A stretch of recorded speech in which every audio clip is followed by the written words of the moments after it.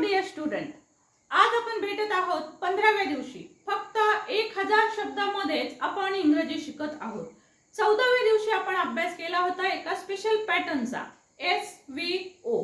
आज आपण पाहणार आहोत SVO पॅटर्न. हा अतिशय महत्त्वाचा असलेला हा पॅटर्न. जर तुम्हाला SVO आणि SVO हे दोन्ही पॅटर्न जर समजले तर तुम्ही जवळपास 88% इंग्रजी जे आहे ते तुमचं कव्हर होतं, तुम्हाला ते बोलता येतं, तुम्हाला त्याची सगळी वाक्य सुद्धा लिहिता येतात. त्यामुळे हे दोन स्पेशल पॅटर्न आहेत. त्यातला आज आपण दुसरा पॅटर्न बघूया. तुम्ही जर तो पाहिला नसेल पहिला पॅटर्न तर डेट 14 जो आहे तो तुम्ही जरूर अभ्यासा. तर पहा, आपण फक्त 1000 शब्दामध्ये अभ्यास करत आहोत आणि त्यामधले भरपूर सारे शब्द मी ऑलरेडी दिलेले आहेत, तुम्हाला PDF सुद्धा दिलेले आहेत. सो आता आपण पाहणार आहोत पुढचे काही शब्द. इथे काही वर्ब दिलेले दिसतील मी तुम्हाला, आणि हे जे वर्ब आहेत हे आहेत रेग्युलर वर्ब. रेग्युलर वर्ब याचा अर्थ काय असतो की ज्या वर्बच्या शेवटी जर आपण ईडी लावला तर त्याचा सेकंड फॉर्म तयार होतो, सेकंड आणि थर्ड सुद्धा. सो असे हे वर्ब आहेत बघा. हे सगळ्या वर्बला तुम्ही ईडी लावलं की याचा V2 फॉर्म तयार होतो. म्हणजे तुम्हाला वाक्य बनवत असताना जे V2 फॉर्म लागणार आहे ते आपण कसे तयार करायचे, तर ईडी लावून तयार करायचे. याला कुक्ड केलं, याला ईडी लावलं की वॉश्ड होईल, ओपनड होईल, क्लोज्ड होईल. ठीक आहे. आणि वाचताना कसं वाचायचं, कुकड, वॉशड, क्लोज्ड असं नाही वाचायचं. तर कशा पद्धतीने वाचायचं, तर ड आणि ट चा मधला उच्चार येईल असं वाचायचं. For example, cooked, cooked, washed, washed, closed, closed. ट आणि ड च्या मधला आवाज निघतो अशा पद्धतीचा उच्चार आपल्याला करायचा आहे. तुम्ही म्हणून बघा, तुम्हाला जमायला लागेल. ओके. सो आता सपोज ह्याचे वाक्य आपल्याला बनवायचे तर तुम्ही कोणताही सब्जेक्ट घेतला तरी आपल्याला ह्या V2 फॉर्म मध्ये काही बदल करायची गरज नसते. बघा, हे एक सोपा प्रकार आहे.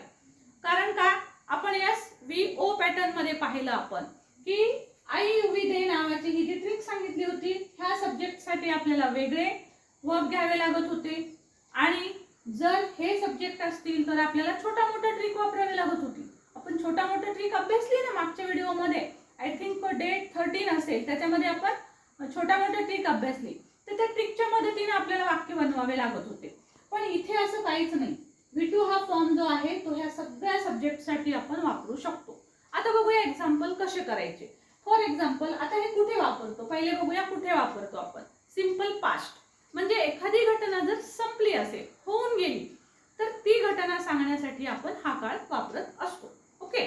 सो आता समजा कुक म्हणजे माझा स्वयंपाक करून झाला. ओके. सो मी काय म्हणेल, आय कुक्ड माय डिनर. मी माझं डिनर जे आहे ते स्वयंपाक करून झालेला आहे, माझा डिनर बनवून तयार झालेलं आहे. किंवा मी असं म्हणेल की आय वॉश्ड द क्लोथ्स. माझे कपडे धुवून झाले, संपले, धुतले मी कपडे, धुतले. सो मी धुतले, मी केले, मी स्वयंपाक केला, मी पाहिलं, मी काम पूर्ण केलं, है ना. हे सगळे जे वर्ब आहेत, आय टर्न, मी टर्न केला, किंवा मी वळले, I turn towards a temple, मी मंदिराकडे वळले. सो माझं ते काम संपलेलं आहे, मी वळले. आता इकडे बघ, मी कुणाला तरी सांगते की मी मंदिराकडे वळले, I turn towards a temple. So या पद्धतीचं एखादी घटना संपली हे सांगण्यासाठी आपण याचा वापर करतो. आता आपलं खूप कामं पडतात ना. सो इथे जे काही वर्ब दिलेले आहेत आणि याच्या अगोदर जे दिलेले आहेत ना मी तुम्हाला, सो ते जास्त तुम्हाला वापरता येतील. जे फ्रिक्वेन्सी वर्ड आहेत, जे फ्रिक्वेंटली यूज केले जातात, तर हे सुद्धा त्याच टाईपचे वर्ब आहेत जे आपण नेहमी वापरतो. सो आता बघा, सपोज आय सब्जेक्ट असेल तर मी तुम्हाला वाचून दाखवते सर्वच्या सर्व.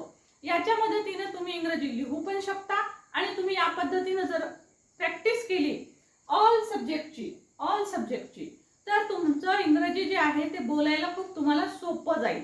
तुमच्या जिभेला इंग्रजीची सवय लागेल. आता अशी सवय लावा. I cooked. आता आय सब्जेक्ट घेऊन सगळे वाक्य सांगते बघा. I cooked, I washed, I opened, I closed, I moved, I turn.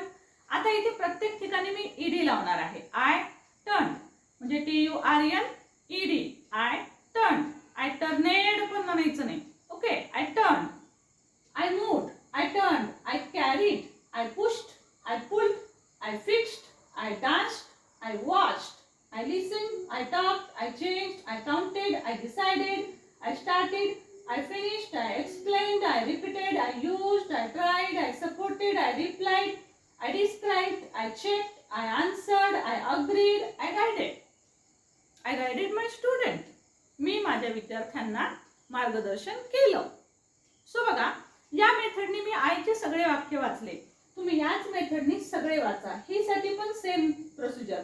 He cooked, he washed, he opened, he closed, he moved, he turned, he washed, he returned, he tried, he carried, he moved. Okay, same same सगळ्या subject साठी कुठलंही noun जरी घेतलं, मीना, राम, रीता, गीता, नीता, काही subject घ्या, तरी त्यासाठी आपल्याला फॉर्म एकच लावावा लागतो आणि तो म्हणजे V2. हे सगळे काय आहे?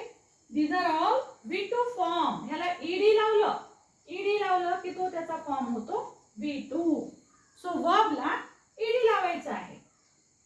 ओके, V1 प्लस ईडी म्हणजेच हा तयार होतो V2 form.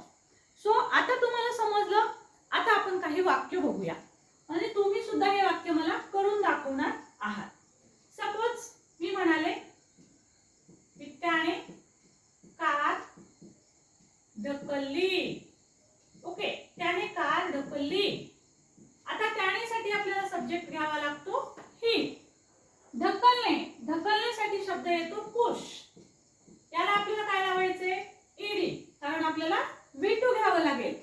So I pushed a car. मी एक कार ढकलली. आता मराठीत आपण एक शब्दाचा उल्लेख केलेला नाहीये वाक्यात, दिसेल तुम्हाला. इथे कुठे एक वापरले का? नाही वापरले. पण इंग्लिश मध्ये घेताना मात्र अ कार वापरावं लागतं. किंवा आपल्याला एखादी निश्चित कार ढकलली सांगायचं असेल तर आपण द कार वापरू शकतो.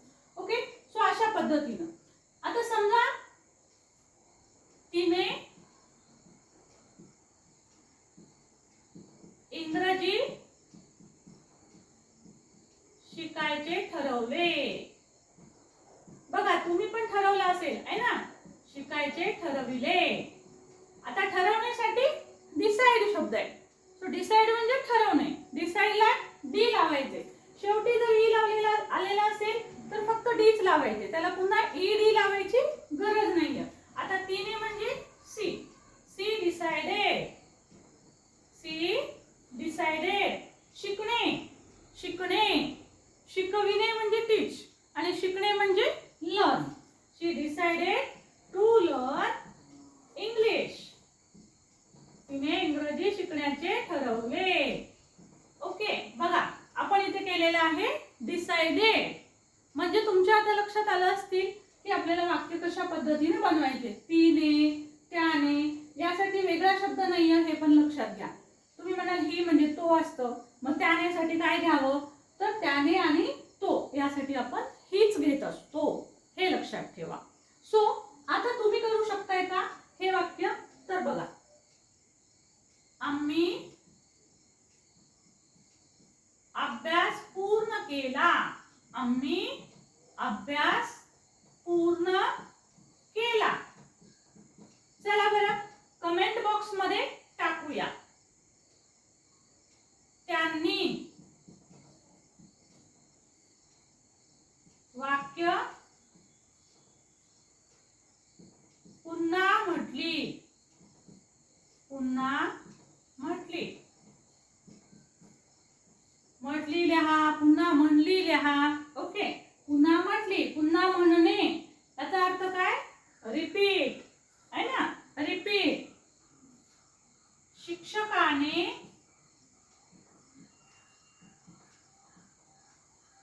विद्यार्थ्याला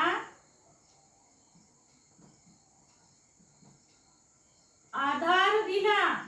बघा, शिक्षकाने विद्यार्थ्याला आधार दिला. राईट.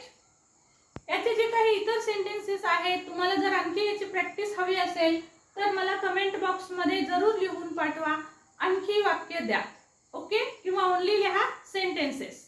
तर मी तुम्हाला याचे अजून काही वाक्य जे आहेत, तुम्ही जर ग्रुप मध्ये असाल तर मी ते ग्रुप मध्ये नक्की सेंड करेल, जेणेकरून तुम्ही तिथे प्रॅक्टिस करू शकणार आहात. तुम्ही अजून जर ग्रुप आपला जॉईन केलेला नसेल तर तुम्ही ग्रुप जॉईन करू शकता. तिथे मी तुम्हाला इतर काही आवश्यक असणारे व्हिडिओ सुद्धा सेंड करत असते आणि अशा प्रकारचं काही स्टडी मटेरियल तुम्हाला हवं असेल तर तेही आपण तिथे पाठवूया. तर बघा, कमेंट बॉक्स मध्ये पटापट याची उत्तरं पाठवा. मी तुम्हाला लागलीच त्याचे आन्सर सांगते.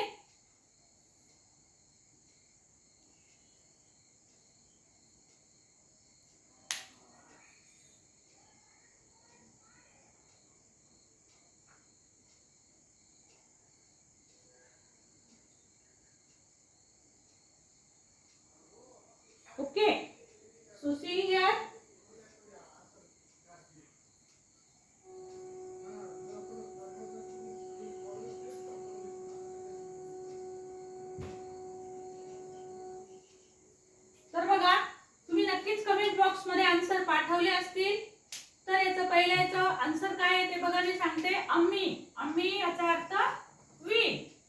अभ्यास पूर्ण केला. पूर्ण करण्यासाठी शब्द आहे बघा इथं दिलेला आहे आपण फिनिश. सो फिनिश याला ईडी लावूया. We finish. काय पूर्ण केला? अभ्यास. आता बघा इथं पूर्ण केला ह्याच्यासाठी फिनिश शब्द आहे. काही जण विचार करतील पूर्णसाठी वेगळा, केल्यासाठी वेगळा आहे ना. सो पूर्ण केला याच्यासाठी फिनिश हा शब्द आहे. फिनिशच्या ऐवजी तुम्ही कंप्लीटेड हा सुद्धा शब्द घेऊन वाक्य करू शकता.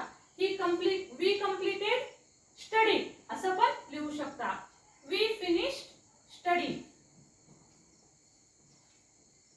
ओके. सो अशा पद्धतीचं वाक्य असेल. त्यांनी वाक्य पुन्हा म्हटले. आता त्यांनी. सो त्यांनी म्हणजे येतो बघा सब्जेक्ट दे. दे म्हणजे त्यांनी. पुन्हा म्हणणे याला शब्द आहे रिपीट. सो वाक्य येईल बघा रिपीट. याला ईडी लावूया. रिपीटेड. They repeated. काय रिपीटेड केलेली आहे? वाक्य. सो वाक्य म्हणजे सेंटेन्सेस. ते रिपीटेड सेंटेन्सेस. बघा काल आणि परवा आपण लाईव्ह क्लासेस घेऊ शकलो नव्हतो. त्याऐवजी मी एक व्हिडिओ सेंड केला होता. इंग्रजीची नवीन 14 खडी. बघा हे त्या व्हिडिओचं टायटल होतं इंग्रजीची नवीन 14 खडी. तुम्ही पण तो व्हिडिओ पाहिला नसेल तर तो जरूर पहा, कारण त्याच्यामध्ये नवीन पद्धतीने इनोव्हेटिव्ह पद्धतीने मी एक 14 खडी तयार केलेली आहे. इंग्रजीत 14 खडी वगैरे कधीच नसते. मराठीत 12 खडी असते. 14 खडी सुद्धा असते पण इंग्रजीत नसते. पण ती मी तयार केली आहे आणि त्याच्या पद्धतीने तुमचं एकही स्पेलिंग मिस्टेक होणार नाही. सो तुम्हाला जर स्पेलिंग मिस्टेक करायच्या नसतील, पाठांतर न करता शब्द लक्षात ठेवायचे असतील तर कालचा तो व्हिडिओ जरूर पहा. नाव आहे इंग्रजीची नवीन 14 खडी. सो बघा अशा प्रकारे आता हे तिसरं वाक्य बघूया. शिक्षकाने विद्यार्थ्याला आधार दिला. शिक्षक म्हणजे the teacher. Okay. The teacher. शिक्षकाने आहे म्हणजे एकच टीचर असणार आहे. सो द टीचर लिहूया. टीचर्स लिहायचं नाहीये. द टीचर आधार दिला. आधार देण्यासाठी सपोर्ट शब्द आहे बघा. सपोर्ट. सपोर्ट. मी जे 1000 शब्द देते त्याच मदतीने आपण शिकत आहोत. The teacher supported. Okay. The teacher supported. कुणाला सपोर्ट केला? विद्यार्थ्याला आहे. विद्यार्थ्याला म्हणजे एकच विद्यार्थी आहे. Supported a student. हे पाहावं लागतं. लक्षात घ्या. एक जण आहेत, अनेक जण आहेत, ह्या अशा बारीक सारीक गोष्टी आपल्याला ह्या प्रॅक्टिस कराव्या लागतात. आजचा लाईव्ह क्लास सुद्धा मला घेता नाही आला due to a technical problem. So जोपर्यंत हा प्रॉब्लेम सॉर्ट आउट होत नाही तोपर्यंत मी व्हिडिओ सेंड करेल आणि मी लवकरच सांगेल की आपण केव्हा आपला लाईव्ह क्लास सुरू करू शकतो. ओके. सो बघा आता तुम्हाला समजलं असेल की कशा पद्धतीने आपण सिंपल पास्टचे वाक्य बनवू शकतो. आता पहा. आता मी इथे तुम्हाला जे वाक्य घेतलेले आहेत ह्याच वाक्यांच्या मदतीनं तुम्ही सब्जेक्ट बदलून तुम्ही अनेक वाक्य करू शकता आहे ना. मी तुम्हाला इथे फक्त 5 वाक्य दिलेत. आता आम्ही शब्द घेतला. वी फिनिश्ड स्टडी घेतलेला आहे. सो तुम्ही वी फिनिश्ड ऐवजी I finished study, you finished study, you finished study, they finished study, he finished study, she finished study, it finished study. अशा पद्धतीने सगळे वाक्य तयार करा. तोंडाने म्हणून पहा आणि ते लिहूनही पहा. त्याचबरोबर यातले जर कुणाला शब्दांचे अर्थ कोणते कळत नसतील तर हा शब्द मला कमेंट बॉक्स मध्ये टाका. म्हणजे मला कळेल तुम्हाला याचा अर्थ कळत नाही, मी त्याचा अर्थ तुम्हाला पाठवेल. ओके. सो जरूर ह्या शब्दांचा अर्थ कळत नसेल कारण तुम्हाला यावरून वाक्य बनवता येणार आहे. सो ह्या प्रत्येक शब्दावरून कमीत कमी एक वाक्य इंग्रजीचं नक्की बनवून पहा. ओके. सो आज आपण इथेच थांबूया. उद्या भेटूया. लाईव्ह क्लास टेक्निकल प्रॉब्लेम नाही आला तर लाईव्ह क्लास होईल. अन्यथा 6:30 वाजेपर्यंत तुम्हाला तुमचा व्हिडिओ भेटून जाईल. Thank you so much for watching.